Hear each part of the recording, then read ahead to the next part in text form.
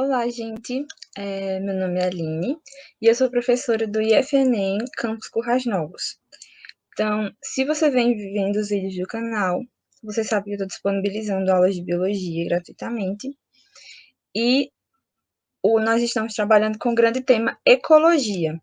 Então, nós vamos continuar trabalhando com esse tema nessa nossa penúltima aula, que é a aula de cadeia alimentar. Tá bom? Então, hoje a gente vai conhecer um pouco sobre as cadeias e as teias alimentares. A gente vai falar um pouco sobre como elas são organizadas, quem participa delas e como elas são importantes para o fluxo de energia na natureza, tá bom? Então, vamos aqui começar. Então, primeiro, a gente vai falar um pouco sobre as teias ou cadeias tróficas. É importante ressaltar que, independente de ser uma teia ou uma cadeia, elas são diagramas que representam as interações alimentares entre determinados seres. Então, no caso de uma teia alimentar, ela representa as interações alimentares existentes entre os componentes de uma comunidade ecológica através de linhas ou setas que as conectam. Então, a seta, ela parte do alimento e termina em quem se alimenta dele. Então, por exemplo, aqui, a seta parte dos vegetais e termina aqui no esquilo. Só uma coisa, se vocês estiverem ouvindo algum ruído estranho, é porque todos os meus vizinhos parece que resolveram fazer obra durante esse isolamento. Então, assim, de vez em quando você tem um som de alguma ferramenta, tá bom? Então, a teia alimentar, como a gente pode perceber, ela é bem mais complexa do que uma cadeia, porque ela mostra todas as relações existentes entre os componentes dessa comunidade ecológica. Então, por exemplo, o esquilo, ele tem uma interação alimentar, né? Ele é alimento para a raposa, mas ele também é para a coruja. O besouro, por exemplo, ele pode ser alimento tanto para aranha quanto para uma lacraia, como para um sapo ou como um pássaro. E então aqui você vê que existe uma complexidade muito maior nessas relações. E às vezes trabalhar com uma teia alimentar para nós professores de biologia é um pouco trabalhoso, justamente porque ela pode ter muitas setas, muitos indivíduos envolvidos. Então, para facilitar a nossa vida e a dos alunos, a gente trabalha com as cadeias alimentares, que é a que normalmente vocês veem com mais frequência em livros, em provas, em questões. Então, o que é uma cadeia alimentar? Ela também é chamada de cadeia trófica e ela consiste num recorte de teias alimentares que são usadas por nós, professores e professoras, justamente por serem mais fáceis de serem entendidas. Então, enquanto a teia alimentar possui diversas setas, em várias direções, em várias rotas, digamos assim, de interação, aqui eu tenho uma rota unidirecional. Então, eu tenho alguns componentes que estabelecem uma única rota de alguém que se alimenta de outra pessoa. Então, agora a gente vai falar um pouco sobre os níveis tróficos. Então, cada nível trófico corresponde a um grupo de seres que ocupam uma certa função dentro dessa cadeia, tá bom? Então, o primeiro nível trófico são o nível dos produtores. Só para um adendo. Como a gente viu que as cadeias alimentares são mais fáceis de serem compreendidas que as teias, então a gente vai ficar trabalhando com as cadeias, tá bom? Durante a nossa aula. Então, os produtores, né, aqui representado pelas plantas, eles produzem a matéria orgânica que sustenta os demais níveis tróficos. Então, sem esses produtores, não há possibilidade de acontecer o resto da cadeia alimentar, porque eles são a base dela. Então, os produtores são seres autotróficos. E o que isso quer dizer? Quer dizer que eles produzem o próprio alimento. Então, seres autotróficos são seres que produzem o próprio alimento. Eles se utilizam de uma certa forma de energia para realizar um processo e assim obter o próprio alimento. Então, nós podemos classificar os seres autotróficos em dois tipos, que são os fotossintetizantes e os quimiosintetizantes. Os fotossintetizantes, como as plantas, eles de fotossíntese. E para realizar esse processo, eles se utilizam da energia luminosa. Então, a luz do Sol é captada por esses seres antes, e ela é utilizada para a realização de um processo é a fotossíntese. Já os quimiosintetizantes, eles realizam um processo de quimiossíntese, e eles se utilizam da energia de moléculas inorgânicas. Então, as ligações químicas dessas moléculas contêm energia. Então, a partir da quebra dessas moléculas, esses seres quimiosintetizantes conseguem obter energia para realizar a quimiossíntese e aí obter o próprio alimento. Um exemplo de seres quimiosintetizantes são os gêneros Nitrobacter e Nitrosomonas, que estão lá no ciclo do nitrogênio. Se você perdeu essa aula, vai lá dar uma olhadinha para saber como essas bactérias são importantes para esse ciclo. Tá bem? O próximo nível trófico, digamos assim, um grande nível trófico, é o nível dos consumidores. Então, os consumidores, eles são seres heterotróficos, que consomem outros seres vivos. Por que que eles são chamados de heterotróficos? Justamente porque eles não conseguem sozinhos produzir o próprio alimento, eles não conseguem produzir sozinhos certas moléculas. Então, eles têm que consumir outros seres vivos como alimento para, assim, obter energia. Nós podemos classificar esses consumidores de acordo com quem eles comem, digamos assim, de quem eles se alimentam. Então, o primeiro consumidor após os produtores é o consumidor primário. Então, quem é esse consumidor primário? Ele é um consumidor que se alimenta diretamente dos produtores. Então, seja numa cadeia terrestre, como essa daqui, ou seja numa cadeia que representa um ambiente, uma relação de alimentar no ambiente marinho, quem se alimenta dos produtores diretamente deles é o consumidor primário. O consumidor secundário é aquele que se alimenta do consumidor primário. E o consumidor terciário é aquele que se alimenta do consumidor secundário. Aqui na nossa cadeia, eu só representei até o consumidor terciário. Porém, a gente pode ter outros consumidores, como consumidor quaternário, consumidor quinternário e assim por diante.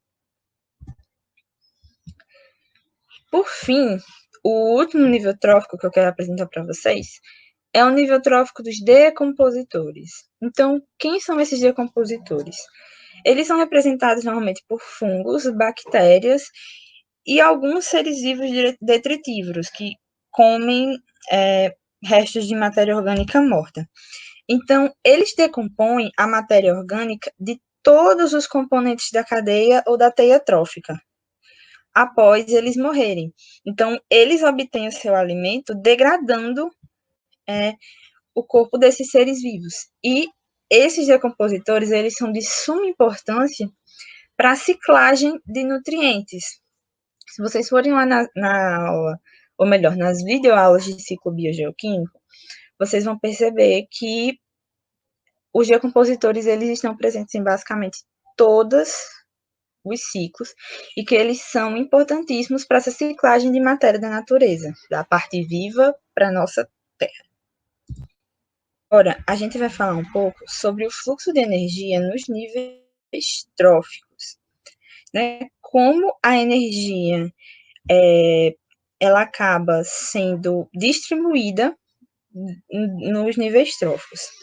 Então, a primeira coisa que a gente tem que pensar é que a energia numa cadeia ou numa teia alimentar, ela é unidirecional. Ela sempre é unidirecional. E o que isso quer dizer? Ela parte sempre dos produtores para os consumidores até chegar nos decompositores. Então, ela não parte dos consumidores para os produtores ou dos decompositores para os consumidores para depois ir para os produtores. É sempre nessa ordem: produtores, consumidores, decompositores. Tá bom? Então, é bem importante vocês guardarem essa informação, porque daqui a pouco a gente vai ver uma representação gráfica, que são as pirâmides ecológicas, de como essa energia é unidirecional. Tá bem? Então, vamos mostrar aqui como essa energia é distribuída de modo unidirecional. Então, aqui na imagem, a gente tem a representação de uma teia, ou melhor, de uma cadeia alimentar terrestre. Mas, o que eu vou explicar aqui vale tanto para uma cadeia marinha ou uma teia, melhor, aquática, seja ela marinha ou dorsícola, e também vale para produtores quimiosintetizantes. Então, bem, inicialmente a gente tem uma fonte de energia, né? Aqui, como a gente tem um produtor fotossintetizante, essa fonte de energia é a luz do sol. Então, esse produtor, ele capta essa energia para ir realizar o processo de fotossíntese. E a partir desse processo, ele vai conseguir produzir seu próprio alimento, que moléculas orgânicas que vão ser utilizadas para esse produtor conseguir sobreviver, conseguir crescer, se reproduzir, conseguir realizar, conseguir viver. Esse processo de fotossíntese faz com que esse produtor tenha uma certa quantidade de energia contida no corpo dele. E parte dessa quantidade de energia vai ser passada para o consumidor primário quando esse consumidor primário se alimentar dele. Por que eu falo parte? Porque outra parte, uma certa parte dessa energia contida no corpo desse produtor, ela acaba sendo dissipada para o ambiente através de processos como respiração e processos necessários para aquele ser vivo sobreviver. Então, parte da energia que um produtor tem, ela é gasta para ele se manter vivo, né? E para realizar esses processos para se manter vivo. Então, ela não é totalmente transferida para o consumidor primário. A mesma coisa acontece quando esse consumidor primário, ao servir de alimento para o consumidor secundário, transfere parte de sua energia. Por quê? Porque ele também usa parte da energia total do corpo dele para conseguir sobreviver. E, além disso, é perdida essa energia na forma de calor, na respiração, além de perdas nas fezes e na urina, né, nas excretas. E a mesma coisa acontece com esse consumidor secundário quando ele vai ser consumido pelo consumidor terciário ou então pelos decompositores. Apenas uma parte da energia do seu corpo é realmente aproveitada por eles. Então, como a gente chama essa energia transferida?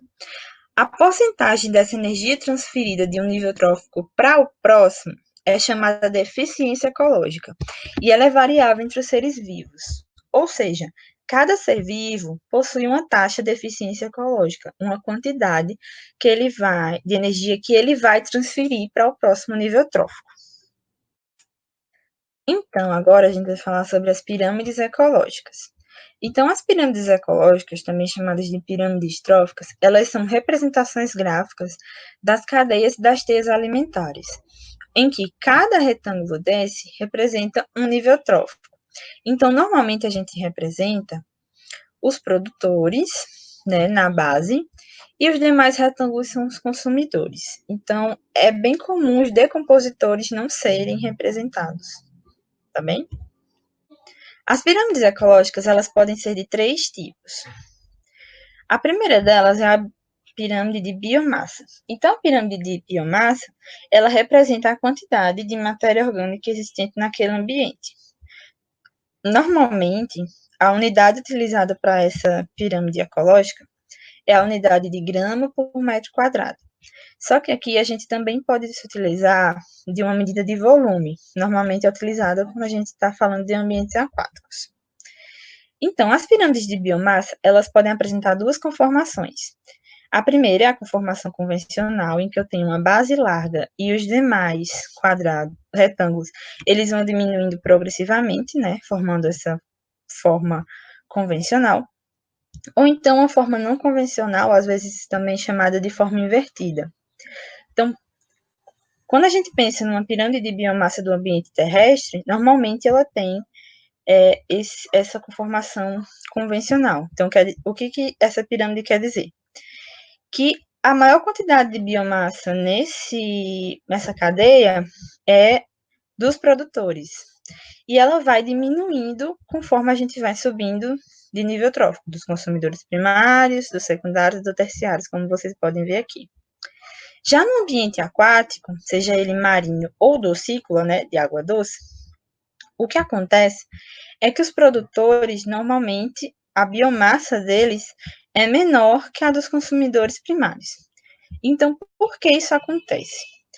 Os produtores do ambiente aquático, eles são muito pequenos e eles têm uma taxa de reprodução e de morte muito alta. Eles são consumidos muito rapidamente. Então, o que acontece? Quando eu vou analisar um certo período de tempo para tentar determinar essa biomassa, ela sempre vai ser menor do que o dos consumidores primários. Justamente por isso, porque esses seres, os produtores aquáticos, eles se reproduzem e são consumidos com muita rapidez. E eles são muito pequenos. Então, essa biomassa deles, sempre quando a gente vê num determinado intervalo de tempo, ela sempre vai aparecer menor. Por isso que a pirâmide de biomassa do ambiente aquático normalmente apresenta essa conformação. Mas não se engane, por mais que a pirâmide de biomassa seja menor, vocês vão ver nos produtores aparentam ter uma quantidade menor, vocês vão ver mais na frente que não é assim. E que esses produtores, mesmo com a biomassa menor, eles conseguem tranquilamente sustentar todos os demais níveis tróficos. Então, a próxima pirâmide é a pirâmide ecológica de energia.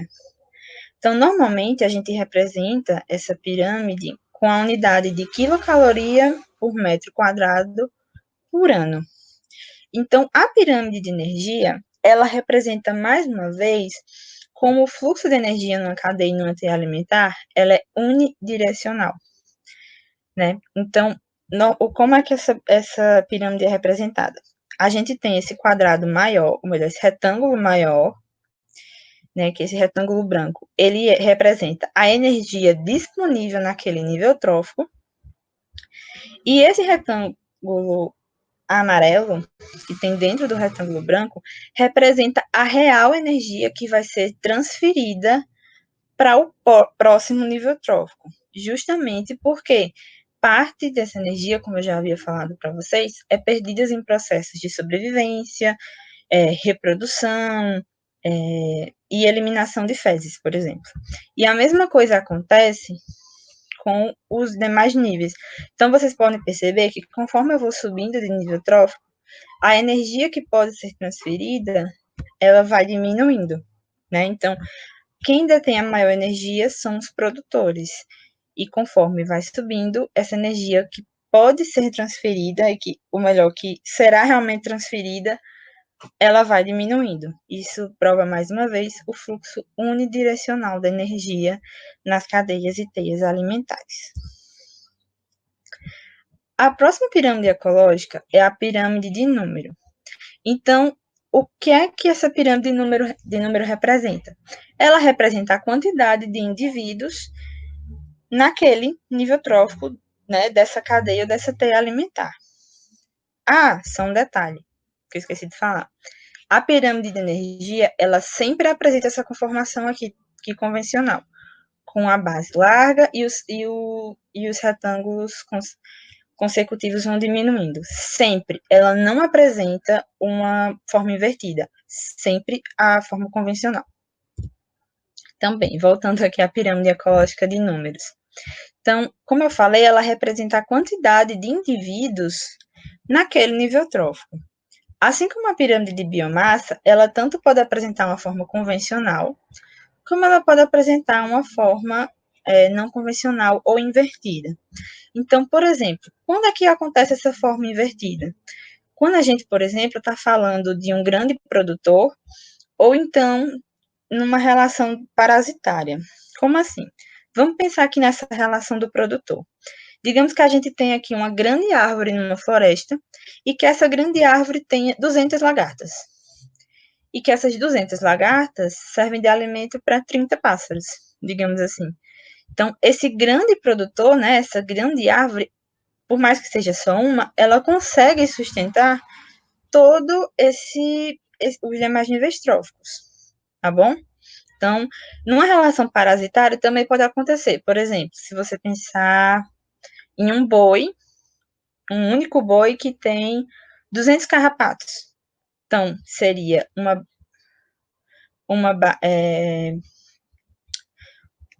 tipo esse retângulo que representaria esse boi seria bem pequeno e eu teria 200 carrapatos que representariam um retângulo bem maior.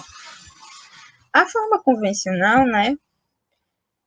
Aqui eu escolhi representar de um ecossistema aquático, justamente para mostrar para vocês aquela questão da biomassa dos ambientes aquáticos com a pirâmide de número. Então, você vê aqui que, por mais que os produtores no ambiente aquático eles tenham uma biomassa menor, quando a gente pensa em número, eles são bem maiores que os demais, justamente porque eles têm uma taxa de reprodução muito rápida.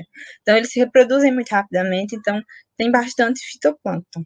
Por mais que todos eles juntos não tenham uma biomassa significativa quando a gente analisa para a pirâmide de biomassa. Então, esses produtores dos ambientes aquáticos, eles conseguem, sem problema nenhum, sustentar os demais níveis, embora eles não tenham uma biomassa, digamos assim, maior que as dos demais consumidores, tá bom? Então, por fim, a gente vai falar um pouco sobre produtividade. E como essa produtividade está ligada às cadeias e às teias tróficas. Como eu já havia falado para vocês, um ser vivo, ele consegue passar apenas parte da energia dele para o próximo nível trófico. Então, a gente chama de produtividade a capacidade que um organismo de um nível trófico tem de aproveitar a energia recebida através de alimentação para a produção de biomassa.